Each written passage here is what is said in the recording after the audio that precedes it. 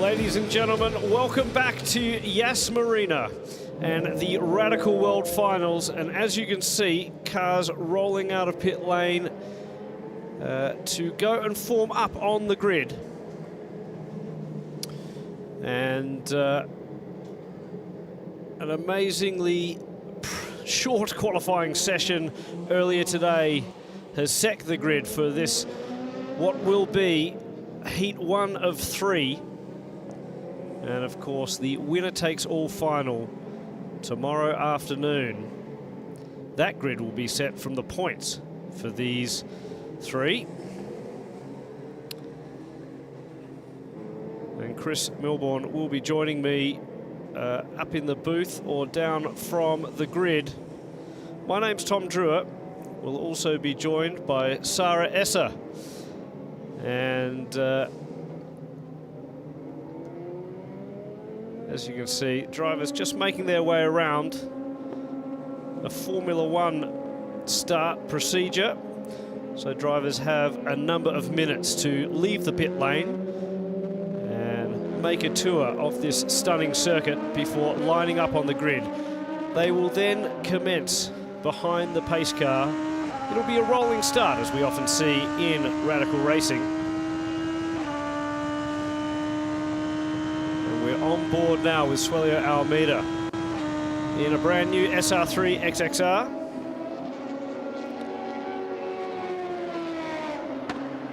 So drivers getting a feel for this circuit. Number of drivers having issues in qualifying, not finding the lap times that they would like. And certainly now it's time to shake off the cobwebs a little bit more and get underway for some racing. It's the first time many of these drivers will have ever raced side by side with each other. And the heat race is a good way to learn each other's sort of movements, understand how aggressive each other races. And we do indeed have Sarah Esser joining us here up in the booth. And Sarah, a fantastic, well, the weather is perfect, as it often is up here, but just a fantastic atmosphere here at Yas Marina this weekend. Yeah, definitely. The drivers are super excited. A few of them have been here all week testing. I was talking to some of them earlier and they said, you know, they've put some new tyres on today and they're finding a little bit more lap time. It was unfortunate there were 2 red flags during qualifying, so some of them left it a little bit too late in the session to try and put their times on the board. But can you talk through the heats, you know, the format of the weekend, because there is a lot of opportunity in the heats to really secure the position they want for the final. Well, that's right. It's going to be a point score that sets the grid for the final. And as we mentioned, a winner takes all. So realistically, this is just bragging rights, if you like, and an opportunity to take your place on the grid for that final. The points this weekend, 3 heat races, one of them featuring a mandatory pit stop. There was, of course, a couple of bonus points on the line in this morning's qualifying session as well. But otherwise, it will be the race results in each of the 3 classes that's then tallied up in terms of points, that's setting the grid for the final. So whilst it is important to do well in qualifying, it's more important to be consistent in your results over the next 3 heat races, as the 47 just lines up on the grid. But we do expect to have around about 10 minutes of pre-race ceremony, if you like, as drivers find their way around the circuit. Of course, the big story in qualifying was the fact that Aleem Gashiv was on the pole in the Platinum class. And possibly most impressive, Sebastian Murray, his first time in a Radical. And really, I don't know whether he was foxing earlier in the week, but he wasn't sort of anywhere at the top of the charts, and all of a sudden put it all together in qualifying. Fantastic result for him. Yes, he landed at 6 o'clock yesterday morning, and that's when he first found out there was a space, there was a seat open, and he jumped in. He's driven a Radical a few times, but not in a race So this is his first time. He's an F4 and an F3 driver, so I guess that is a very impressive lap time that he's managed to convert. He has raced at this circuit before, so it's not a new circuit to him. But yeah, very, very impressive. Was there anyone else that you thought stood out during that qualifying, or perhaps didn't quite get the lap that they wanted and should have been higher up? Well, I was going to also mention that Sebastian's working with a top engineer as well, Mike Rowe, and so that is a bit of a dream team to look out for this weekend. Look, I was thoroughly impressed as well with Oscar Joyce. Of course, third quickest in the Platinum class behind Greg Gorski and Aleem. And Gorski, no stranger to the podium at World Finals. He was third at Portimao in the final. He won a heat race as well the last time we assembled everyone from around the world. So look out for the 24 from the USA. Jordan Missing, I will be sort of surprised if we don't find a little bit of pace from the 48 machine. Jordan won the championship, was tremendously quick all year long in the Radical Cup North America Series. He has felt pretty calm, cool and collected every time I've spoken to him, and just said he didn't get the lap he needed in qualifying with the red flag. His tyres were all set, the pressures were set for lap 4, and of course that's when the yellow came out, that's when the red came out. So watch out for the 48 machine as he comes through from what will be 7th on the grid.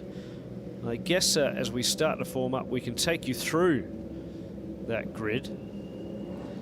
But there will be a lot of names. In fact, we were mentioning on the commentary earlier today that a number of drivers out of place. I wouldn't be surprised to see the 33 of Jack Yang, who starts down in row 6.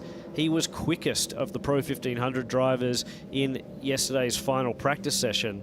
And Jack, again, we know he can win. He was a winner at Road America in the Radical Cup North America Series.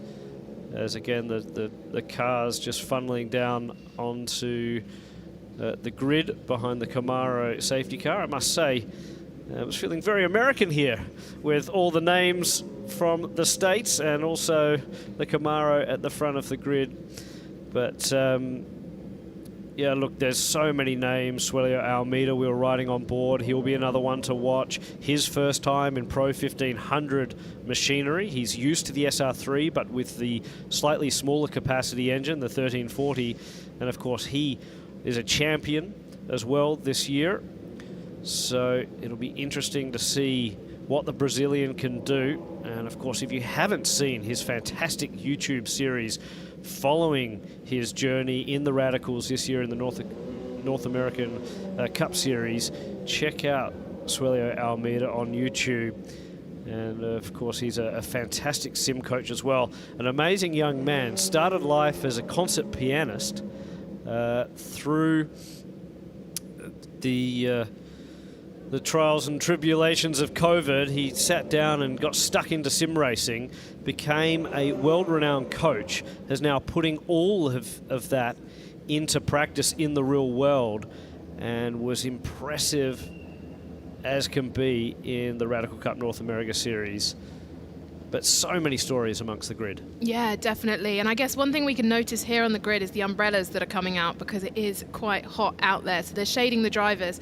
But what impact is that going to have, you know, on the cars throughout the race? You know, it's 29 degrees here. The humidity is at a very unusual 63% for this time of year.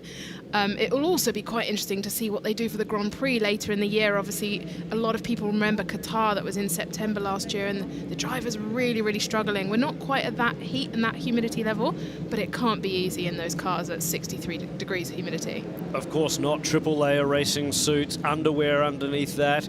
At least the cars are open cockpit.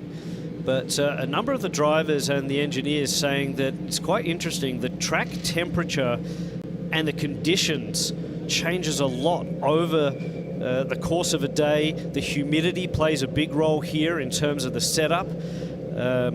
Drivers and teams even having to change gear ratios to deal with the humidity throughout the day. So I suspect that's what we're going to see in these heat races, is who can find the grip at the right times, the right setup, and we'll see who can come out on top. Of course, it is winner takes all, but these heats ever so crucial to set the grid for the final. Yeah, definitely. And also, we're seeing some of the drivers line up now on the grid. What are the sort of protocols that go through in the radical racing? What are they doing right now? We haven't got a lot of mechanics on the cars, but what are they doing right now for anyone that hasn't watched before? Well, the nerves are rising, no doubt. That's the reality of it. All the drivers will be sitting there trying to just remain calm, think about what they want to do in their race cars. Obviously, they've been out on circuit this morning. They didn't necessarily get clean laps in, and so they'll be really trying to think about what the track conditions were like. How can they, optimize and maximize turn one, the opening couple of corners and the opening lap. That'll be crucial for all the drivers, particularly in 1500 and particularly for those drivers starting a little bit further down the pack. Now, you mentioned not too much to do on these cars. These cars are fantastic. There's a lot that you can do in terms of setup, but being spec racing cars and having a number of professional teams from all around the world running these cars, they know exactly what they need to do to set these cars up.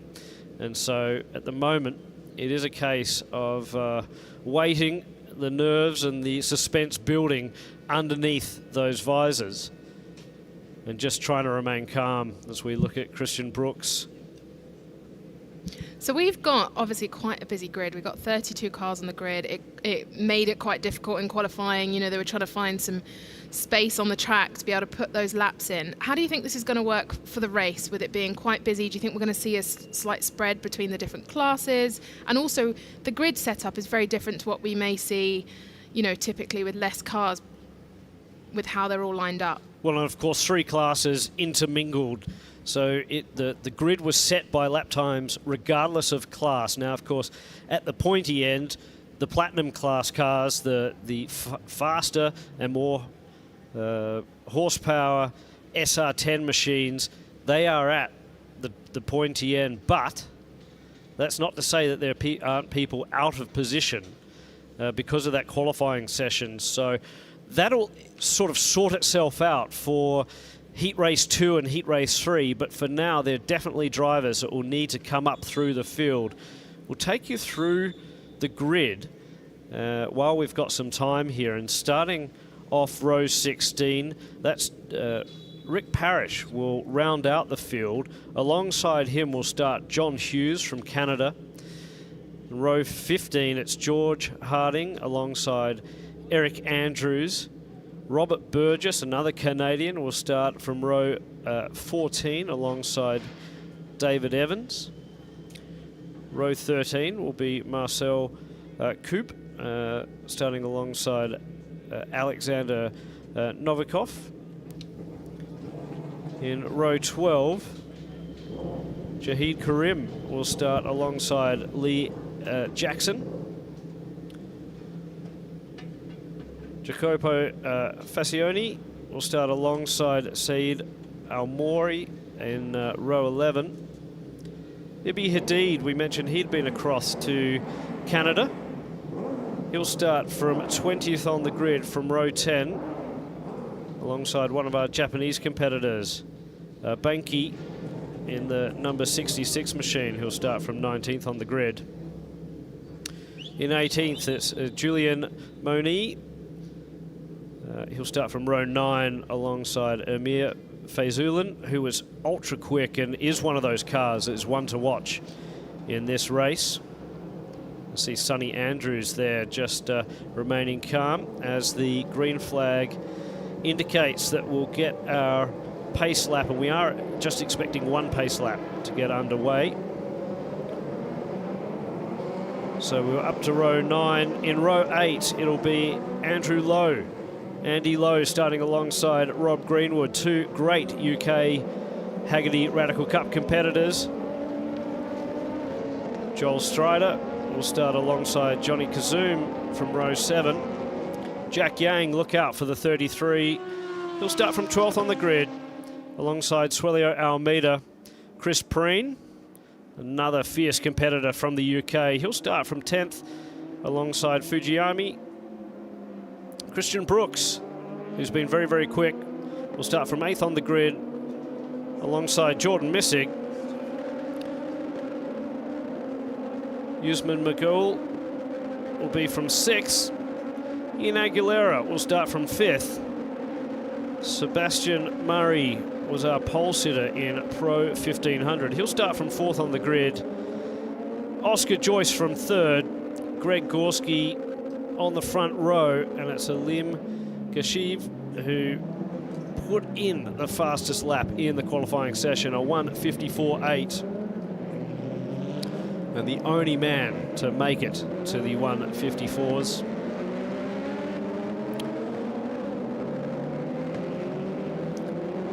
So just one pace lap is what we're expecting. That's what the race director was saying in this morning's meeting.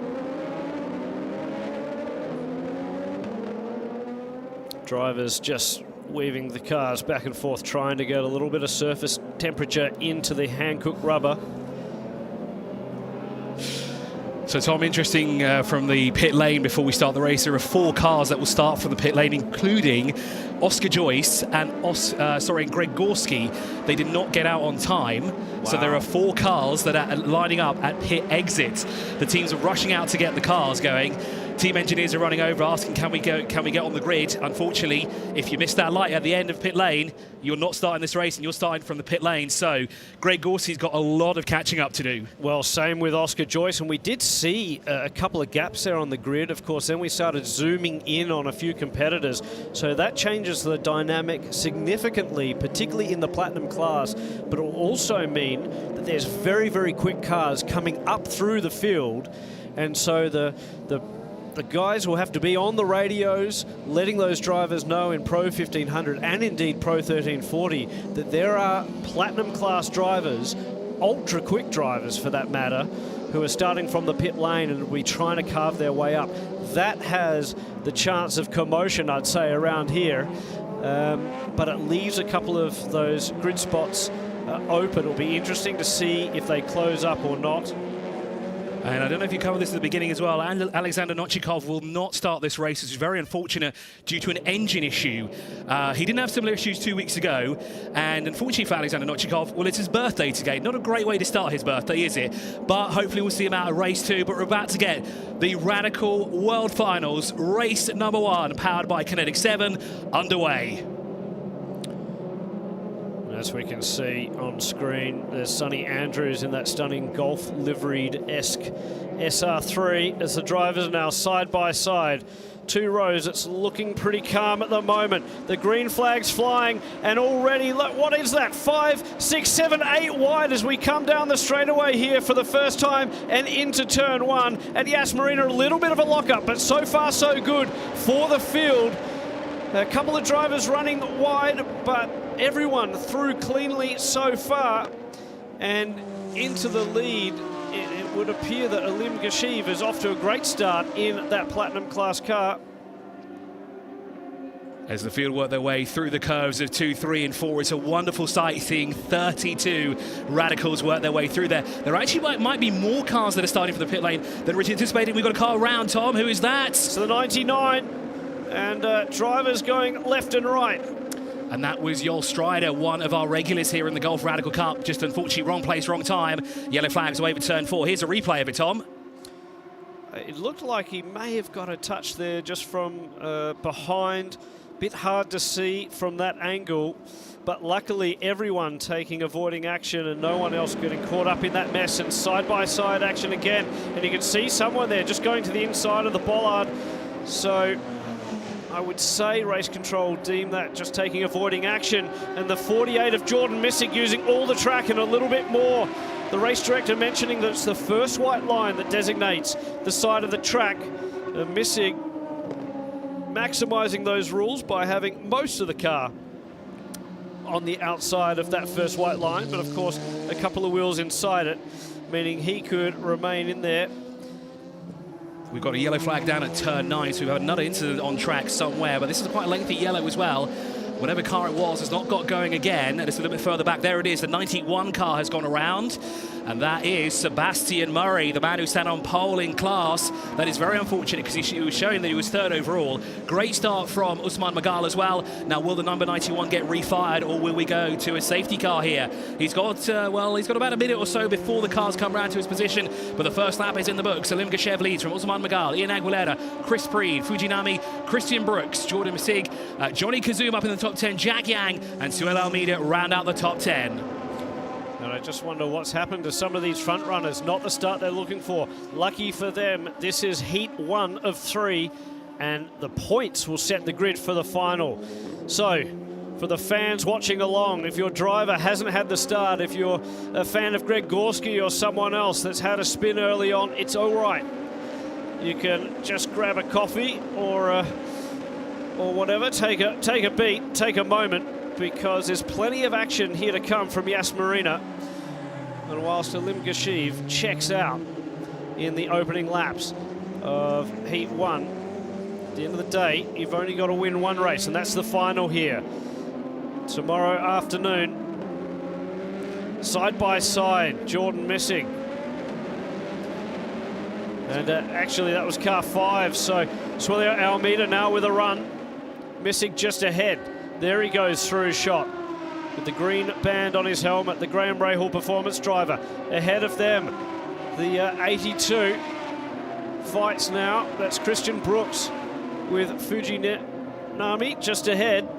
And that was very unfortunate there. Safety car has come out, the yellow flag waving at turn 9. There was a possible move there being made, but unfortunately, yellow flags means you cannot pass in that area. And well, we've gone the safety car. Unfortunately for Seb Murray, he has not got going again. That is very unfortunate there for the young man who put a very quick lap time in qualifying to sit in pole after a very late call-up to be, hey, do you want to be part of the Radical World Finals? Of course, the answer is 100% yes. Magnificent qualifying, but the race start just hasn't gone his way at all. And I spoke to him just after the qualifying session. He felt very comfortable in the car, said that he likely had more pace, that he didn't show his full cards in qualifying. So let's see what happens with this young man. Again, it's not over yet. It's just the start of the weekend in terms of the racing competition. And this is a good opportunity now for some of those other drivers that started from pit lane, of course. The full course caution is going to bunch up the field. Of course, it was Oscar Joyce, Jacopino Fagioni, Greg Gorski, Lee Jackson, Andrew Lowe, Cedar Mori, Sebastian Murray, unfortunately not seen. Well, he went off in turn 9, and Alexander Nochikov did not start this race due to an engine issue. Those drivers all started from the pit lane, bar Alexander Nochikov and Sebastian Murray. On the opening lap, Oscar Joyce was the quickest through sector 1. He was also quickest on sector 1 last time round as well.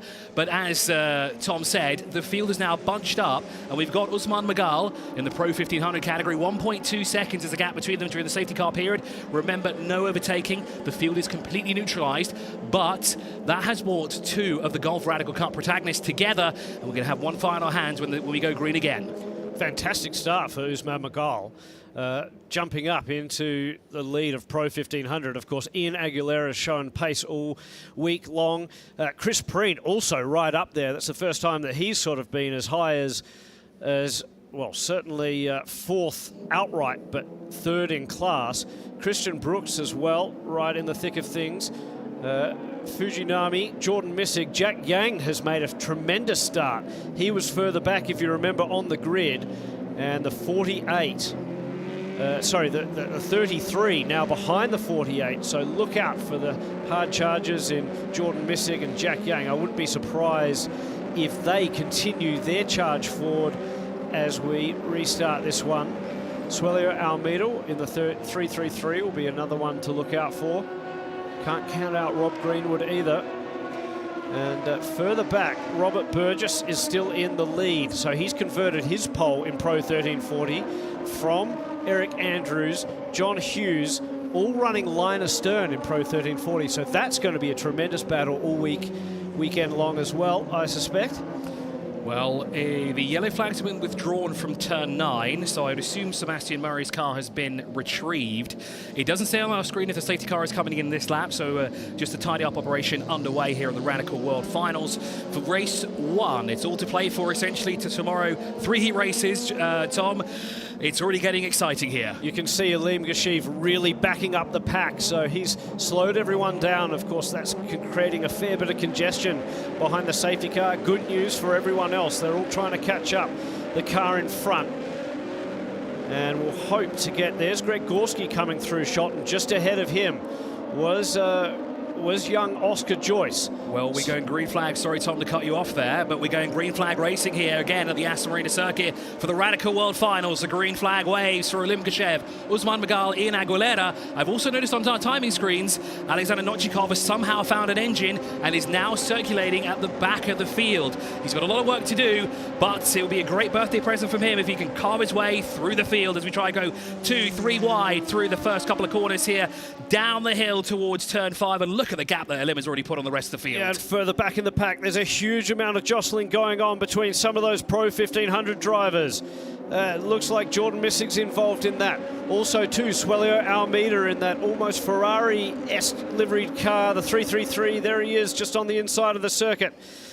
So now, Missig side by side, and that looks like the 5 of Johnny Kazoum. So the two orange cars duking it out. And Missig looks to have got a bad run out of the chicane. And as they head down into the next sequence there, you can see there the 333 of Suelio Almeida has got a great run. And that's on the back Johnny Kazoum. Exactly, the Pride of Lebanon on his shoulders. He's defending, as he always does, very well in the Gulf Radical Cup. He's raced against Suelio in the past. He knows exactly what he's looking for here, but Johnny Kazoum shuts the door on him through turn 8, now through down towards turn 9. This is where Almeida can try and go on the inside, not close enough, but Johnny Kazoum runs wide, and that opens the door for Almeida to sneak up through, and that will give him 9th position. That will move Johnny Kazoum, but he's fighting back as they work their way through turn 10. Great fight here, as always. Round the outside through turn 11 and 12. This is where the track gets extremely tight. We go from 3, 4, 5 car widths down to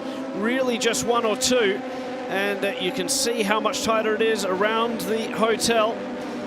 And Kazoum has managed to come out on top of that small battle. But if there's one thing I know about the Brazilian, Suelio Almeida, he's the last of the late breakers, and there he goes, down into the final corner. Again, they're side by side as they start another lap. And here we go down towards turn 1. If you don't want to have someone on the inside, it's Johnny Kazoum through this corner. He knows his track very well, and he has got the inside line. Almeida goes as far as he can, but he's going to try and get the switch back here through turn 2 as he has to settle in for 10th. Big movement here as well. And I'm surprised to see that Jordan Missig seems to be falling into the clutches of Ibi Hadid, so it's not going well in the opening heat race for Jordan Missig. And now we've got another battle just behind them. That's Rob Greenwood, who's involved with Julian Moni. So it's all for play here. Missig was saying it's going to be pack racing in Pro 1500, and that's exactly what we're seeing. Indeed we do, and he said he looked at Ibi Hadid there. You know who his driver coach is? It's none other than Suelio Almeida. So if he's got anyone to learn from, as he did 2 weeks ago in the Gulf Radical Cup, you can see him just at the back of the shot there, and he's got on the inside of him. That's Rob Greenwood looking on the inside through turn 6, and unfortunately Ibi is opening the door a bit too much there for a couple of other drivers to make their way through, but he does get it shut so he doesn't lose out more. There is Greg Gorski from the pit lane, and he's carved his way through the field. Currently sat 18th. Him and Oscar Joyce are really working their way through the field. There's Joyce with the lights flashing on the front of that SR10 machine. You can see the additional power from the 430 brake horsepower, almost double the horsepower of the 1500cc SR3s.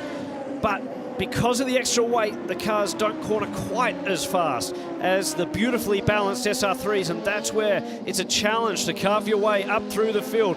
The battle continues to rage between car 5 and the 333 of Almeida.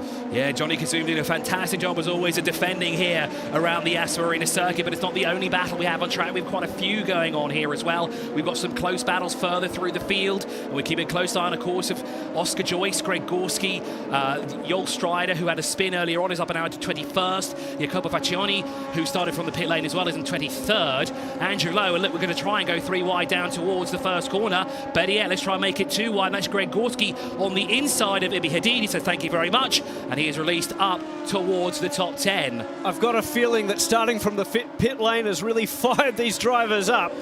I'm sure there was a bit of panic underneath the helmets and the visors, and now they're carving their way through.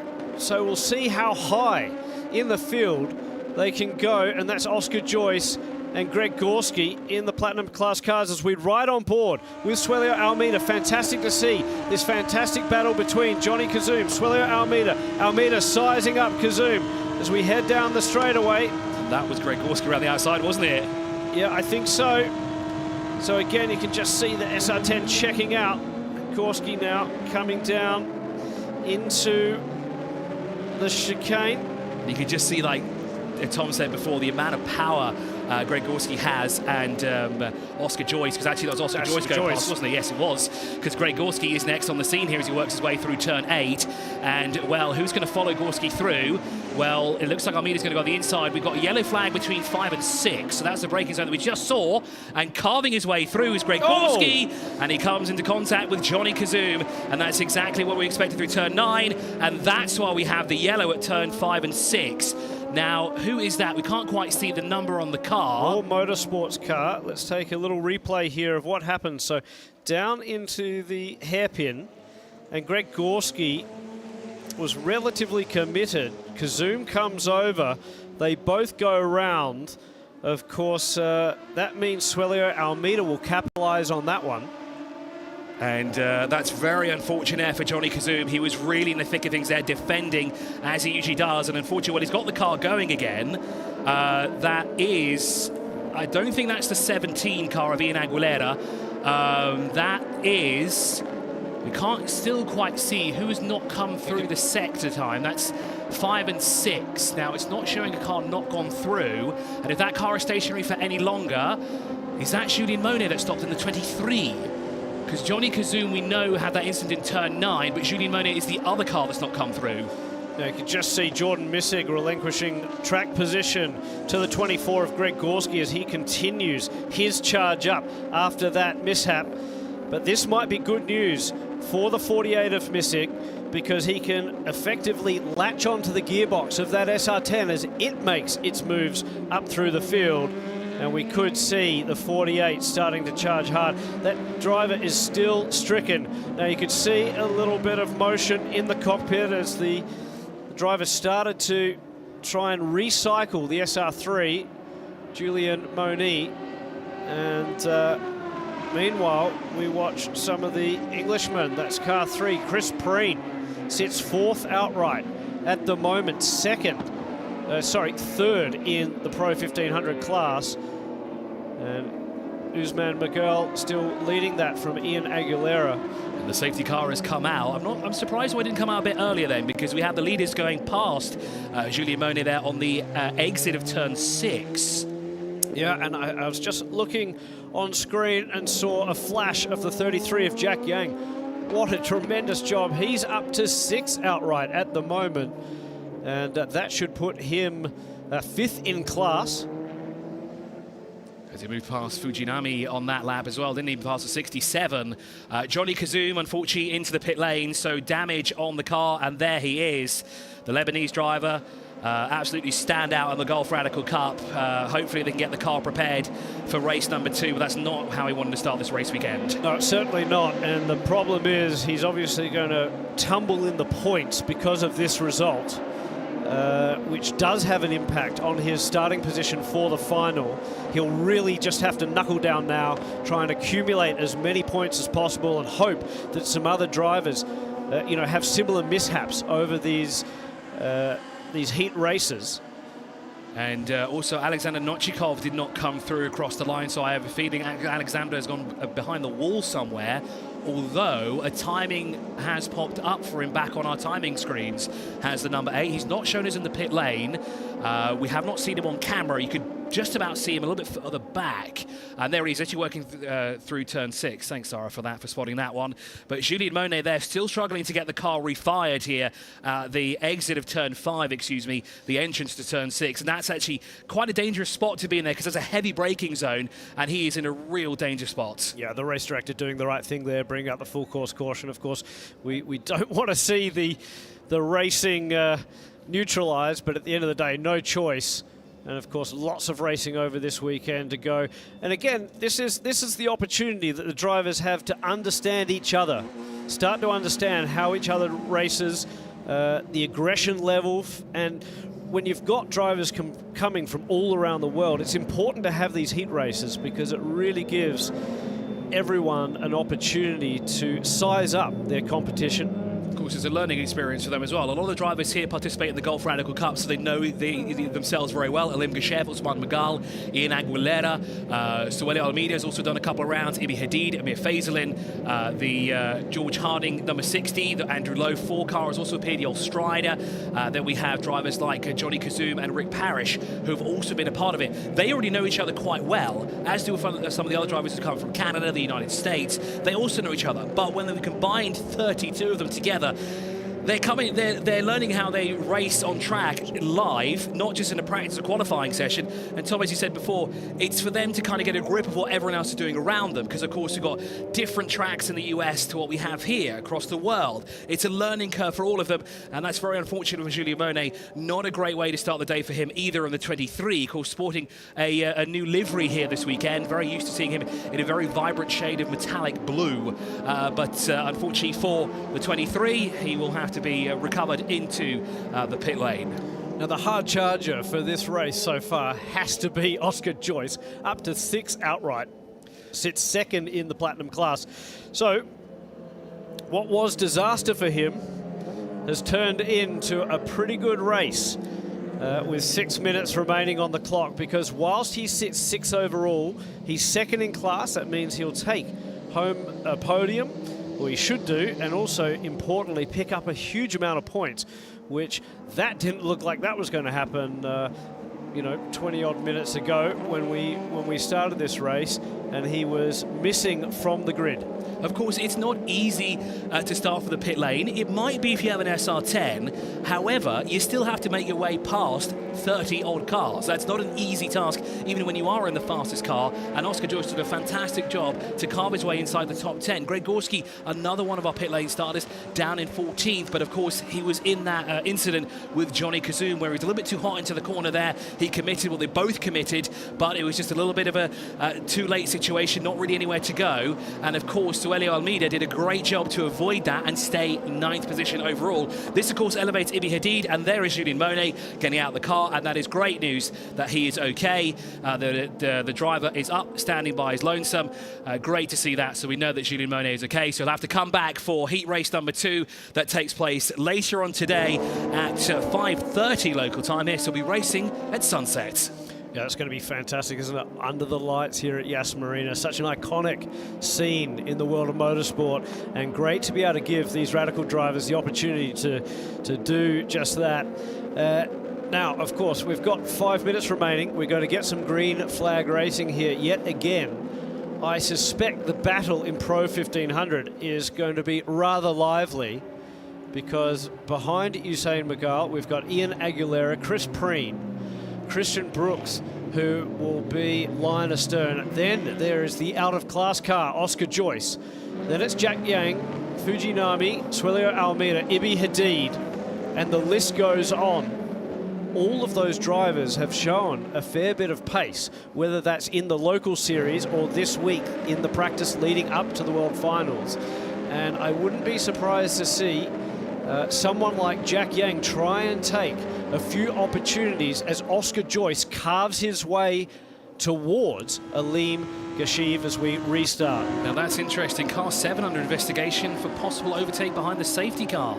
That is John Hughes. So did he make his way past Rick Parrish? If he did, he'll have to give that position back. If not, he's going to get a penalty. But that is currently, it does say possible overtake, so it's not confirmed if true. And by the looks of it, Tom, we might be going racing again this time round, because the safety car, the Camaro, has sprinted away from Alim Geshev, and once again, Alim is going to have to keep one of his championship rivals in the Golf Radical Cup a bit further back. I think we're about to go underway racing here. Green flag will wave for the third time here around the Aston Marina circuit in heat race number 1 for the Radical World Finals. Race 1 of 4, 2 today, 2 tomorrow. No safety car in sight, so it looks like we're going racing again this time round. Alim Geshev will have the duty of backing Usman Magal into the rest of the field. And we expect him to charge away with the higher horsepower of the Platinum Class car. Behind him, though, it's going to be a tussle, a battle royale between the front runners in Pro 1500, as we see Oscar Joyce on the inside already trying to claim another victim as he charges his way up through the field. Greg Gorski further back, another one to watch as we see Jordan Missig there on the outside and being pushed a little wide. Certainly beyond the track limits in that opening corner as they head down now the high speed section of this circuit and down into the hairpin. And the speed of the SR10s here is just incredible. We literally just went green, and then it was already side by side through turn 10. We see some movement further back. Is that Greg Gorski working his way through the top 10? I think it might be, because Ibi Hadid is now a little bit further back. So Suido Almeida behind him. Fujinami is also behind him as well. And look at Oscar Joyce on the inside, passing cars as if he's on the fast lane in traffic. Passing Chris Preen, and the challenge again is that he's got more horsepower. He's got a slightly heavier platform to whoa up into the chicane. So you can see Chris Preen jostling for position. Of course, Preen's got his own battle. And now Christian Brooks looks to be getting a run. The 82 of Christian Brooks alongside Preen. Around the outside through turn 9. It didn't go well last time we saw this, did it? But they've left each other enough room. But on the inside, Chris Preen fights back. Oscar Joyce has got through past Ian Aguilera. Next one, Usman Magal. It's absolutely amazing how much grip there is on the inside. You don't expect to see that necessarily. And he's just left the door open there for the 33 of Jack Yang. He says, thank you very much. I'll take that position away from you. You can do battle. And it looks like, oh, that was another move there from Chris Preen, who almost lost out to Fujinami. Fujinami and Suelio Almeida is now right on the thick of things too. And catching up to this pack is, of course, it's the Greg Gorski machine, the 24. So he continues his charge up through from the back of the pack. Now that's interesting. Who's ahead of Alim Geshev at the moment? Is that Yahid Karnim? Yes, it is. So Yahid Karnim in the 32 has joined the race. Better late than never, but we're back up now to 32 cars on track. The Alexander Nochikov car is still circulating at the number 8 as well, which is great. That was one of our late starters. But Yahid Karnim, who had a spin late in the qualifying session, is out on track, just here to kind of get some preparation for heat race number 2. 45 seconds remain on the clock. Just wondering if we will get another lap in or not. It's going to be tight, isn't it? It will be very tight. We're on the back straight right now with Alim Geshev, Usman Magal, Oscar Joyce, although I have a feeling Oscar Joyce has gone through. Actually looks like he's going through right now, just at the tail end. There he goes past Usman Magal. So he's now second in class. More importantly, second on the racetrack as Greg Gorski tries to lunge down the inside of Greenwood. Sorry, that's Chris Preen, and we saw how amazingly hard and late Chris Preen was braking last time he was in a tussle with an SR10. So it's not easy carving your way up through the pack, particularly with the level of competition in the Pro 1500 class. Suelio Almeida side by side. I think that's on Fujinami in the 67. So drivers not giving in with the seconds. Now we're down to 0 on the clock, so this will be our final tour of Heat Race 1. And around the Yas Marina circuit for one final time will come Alim Geshev. He's working his way up through turn 15. Will be the first car to come across the line. Greg Gorski, though, will have to settle for third in class in the Platinum category after starting 10th on the restart. But through the final corner now will come Alim Geshev. He will take top honours here in the first race as there he comes across the line. Alim Geshev takes it from Usman Magal. Well, actually takes it from Oscar Joyce, excuse me, because he got through. Usman Magal, though, wins in Pro 1500 from Ian Aguilera. Christian Brooks, though, at the line was third. And we've got a car spun through turn 13. Yeah, Joel Struder in the 99. And it looks like some rear wing damage. And the 48 of Jordan Missig's also had a moment. Now, that is not at the same corner. That's at turn 11 by the looks of it. Because, yeah, that's the entrance around the Marina Bay area. Yeah, that is. That's turn 11. He stopped. Yeah, and Missig, that's not the start he wanted to his World Championship title campaign. He's got the car going again, but unfortunately a bit too late. The good news is, though, he will finish this race, and that's important for points as well. There is the race winner overall, Alim Geshev. A fabulous drive, though, from Oscar Joyce.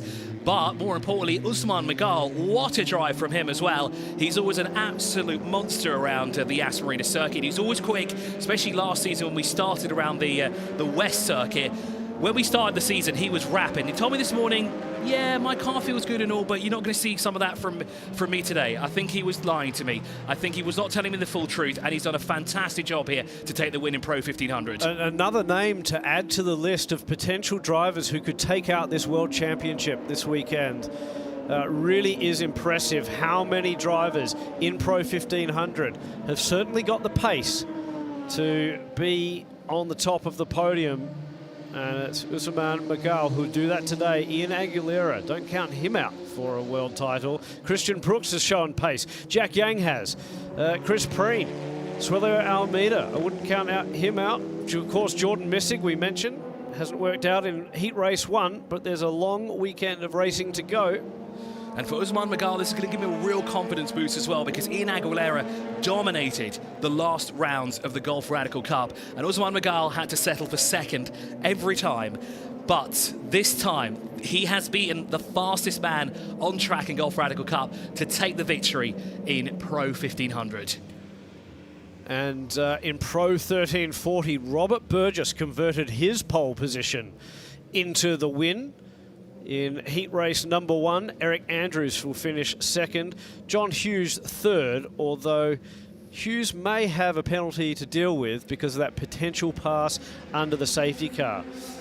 You're absolutely right about that, but now it's popped up on the screen, no further action, so it wasn't a possible overtake. Either he gave the position back or it was just an angle there, but the good news for him, he will keep his third place in class. He won't get a penalty for that as the cars make their way into Parc Fermé. But what a fabulous race it's been here for the Radical World Finals for the third time.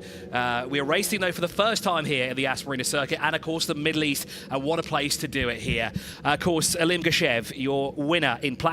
Pro 1500 is Usman Magal, and in Pro 1340, Robert Burgess. And there you see Alim Geshev. He is absolutely delighted. By the way, first time out in this car this race weekend as well. He was not racing this car 2 weeks ago in the Golf Radical Cup. He mentioned after qualifying, these cars are absolutely fantastic. He pumps the fist in the air. He said, GT3 performance for a third of the price. He was telling me the same thing this morning, and when I was asking the other drivers, I said, who do you think's the quickest here? Who do you think's going to win? And a lot of them pointed at Alim Geshev, and it's great to see him on the top step of the podium.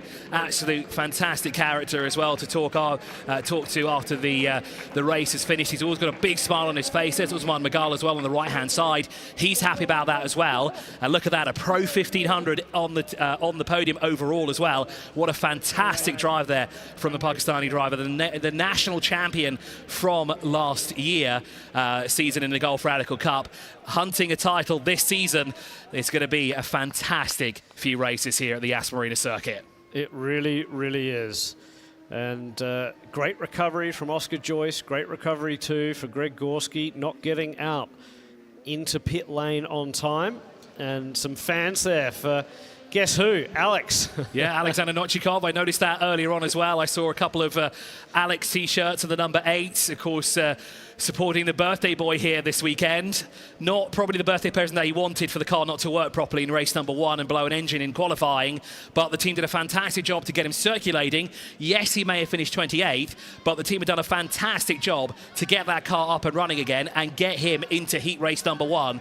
He's very quick, and he's going to be one to watch out for in heat race number 2. As we said, that takes place local time here in the United Arab Emirates at 5:30, with the pit lane opening at 5:10. We hope that you'll join us for that later on today. 4 races in total. And, well, there is Alim Gushev, the race winner. Very happy man in his new SR10. And the lap times, of course, from this one will set the grid for race 2. So that'll be interesting to see how that plays out. A number of drivers finishing down in the order in terms of the result in this heat race 1 will be back up further up in the field. And I suspect we'll see more of the platinum class cars at the front of the field. As you just see a couple of cars there being taken into Parc Fermé for their mandatory checks after the race is completed. You just saw Ian Aguilera sitting in his car being moved into the pit lane. And, we'll check out some highlights before we have the podium presentation here for the Golf Radical Cup. But of course, what an exciting, oh sorry, not Golf Radical Cup, I've got to get that out of my mind. This is the World Finals here for the Radicals, the Radical World Finals, powered by Kinetic 7. What a race it's been. 4 races, 3. Here are the here are the highlights from race number 1. An incredible start with over 32 cars.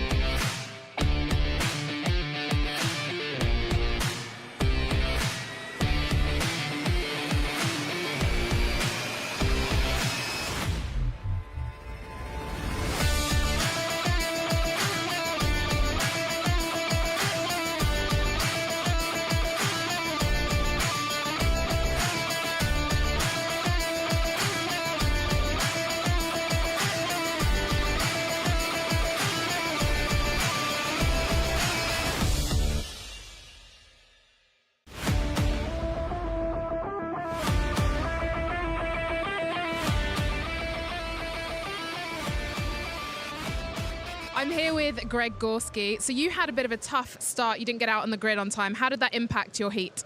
Well, that was an awful start. Number one, we weren't sure about how the grid was going to close and getting out to the grid on time. Apparently we misjudged it. We had to start from the pit lane, and that really severely impacted the results. Did that give you a little bit of fighting energy because you managed to work your way back through the grid and have an incredible finishing position? Yeah, it certainly did, you know, and it's always fun to start from the back, but not that far back. I couldn't even see the people in front. Starting from the back of the grid's one thing, but from the pit lane, it's such a long pit lane, under the bridge, behind other cars, and then staying in the blend line, it really slowed things down on the start. And are you looking forward to the next heat race? It's going to be at sunset, so the temperatures will drop, but the humidity will pick up. How do you think that's going to affect the race? Well, I think it's just going to be incredible. It's going to be so much fun. I love this place. I want to thank Radical for putting on the World Championships here at Abu Dhabi. It's just an amazing place. I want to thank some of my sponsors, Mel's Diner, Plan B Club, Foreplay Club, Smoke Buddy, And without them, I wouldn't be here. I just want to say hello to everybody who's watching and keep on watching because Heat 2 is going to be a barn burner. And how do you feel about the championship overall? Are you feeling quite confident? And obviously the race later on is going to be in this incredible iconic venue at Sunset. Yeah, well, I'm really looking forward to race 2. I think we're going to go off lap times, so we'll see how I grid up, probably towards the front. We're definitely not going to miss the grid, and so we'll have a much better start. I feel really confident about race 2. The guys over at Radical Motorsport, I'm with the Factory Works team, James Pinkerton, Neil, Charlie, and then, of course, all the staff from Radical has set me up with an incredible SR10. The thing is a rocket. It handles amazing, and I'm so looking forward to race 2. Amazing. Thank you so much for chatting with me and for your energy, and I'm also looking for your race 2 as well. Thank you. Thank you.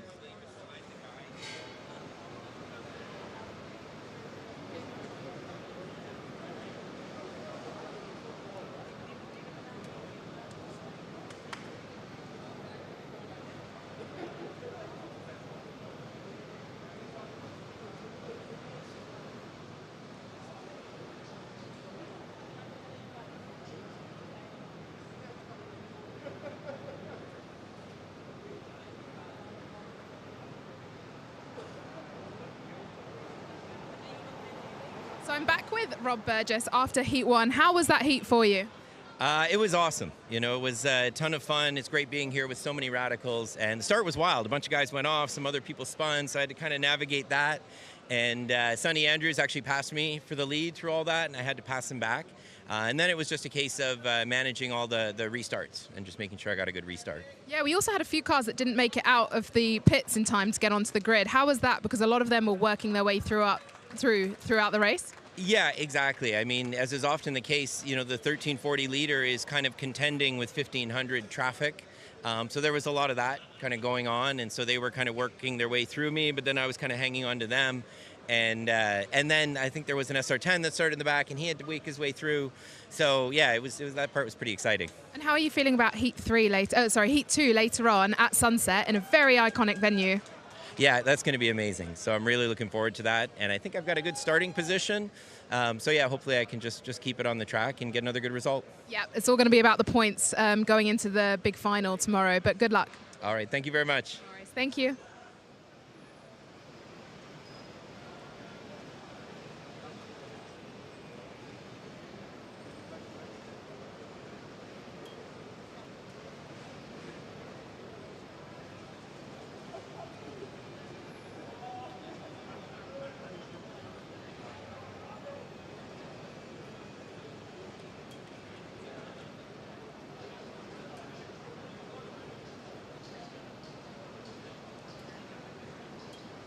So I'm with Suelio Almeida. How was that Heat 1 for you?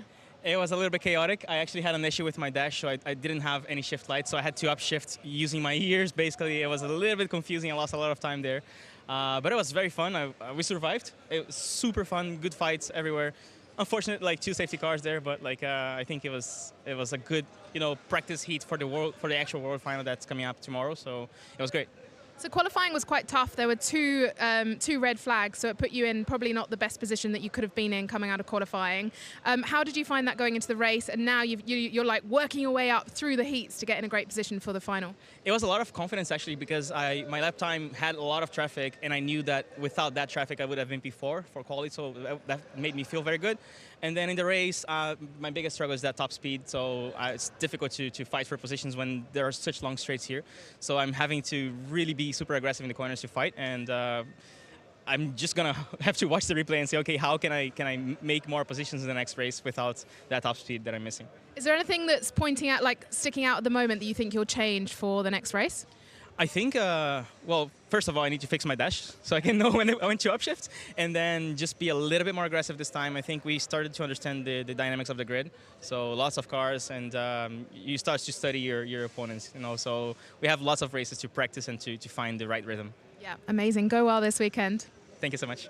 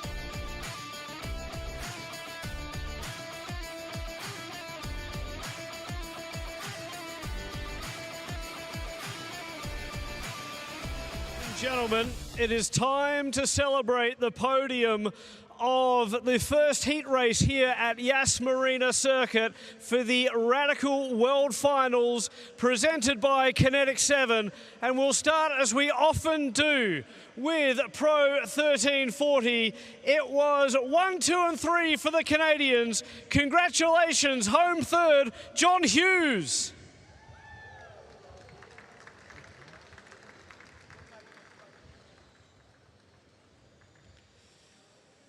And John Hughes, all the way from the west coast of Canada, Area 27, one of our dealers. And Daddy Chill has made his way onto the podium, presenting the trophy. Jan Estelo from Radical Motorsport. In second place, congratulations, Eric Andrews, also from Area 27.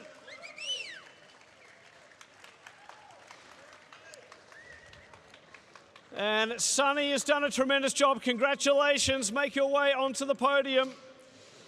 Taking the win from the east coast of Canada, representing not just Canada, but Toronto. Congratulations, Robert Burgess.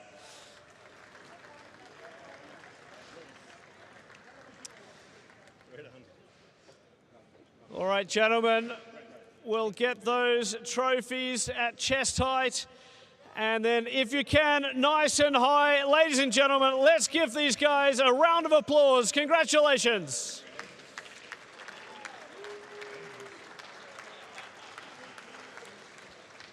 Canadians 1, 2 and 3 in Pro 1340. In Pro 1500, this class is going to be hotly contested all weekend long. And representing the UK, home third in Heat Race 1, Christian Brooks.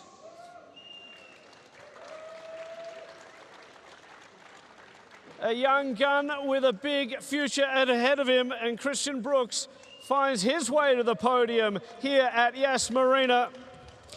In second place for Mexico is Ian Aguilera.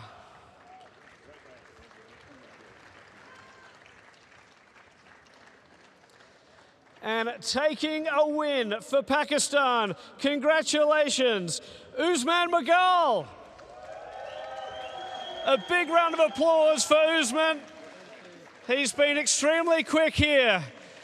Of course, a local, knows this track well.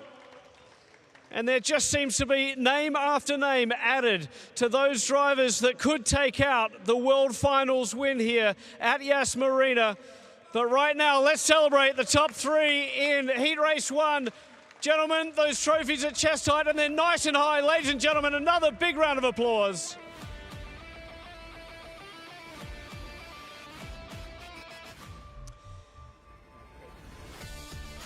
And whilst the paparazzi collect a couple of photos there, we will continue to celebrate the race winners in the Platinum class. Charging hard from a pit lane start from the US of A, Greg Gorski.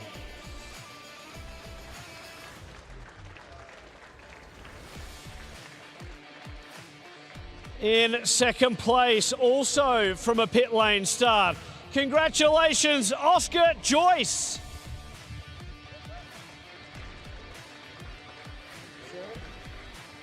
And taking the top step of the podium here in Heat Race 1, it was a local from the United Arab Emirates, Alim Keshav.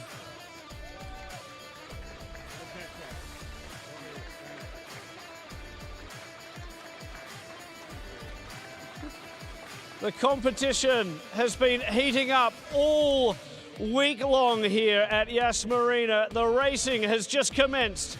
There's two more heat races, one of course under the lights tonight, and then a pit stop race tomorrow before the winner takes all World Finals. But for now, let's celebrate the top three in the Platinum class. Alim Geshev taking the win.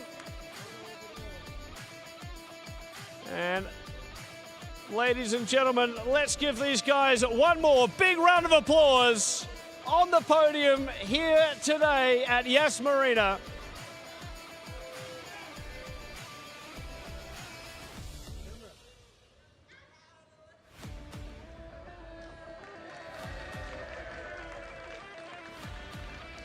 that wraps up the podium celebration here for the moment.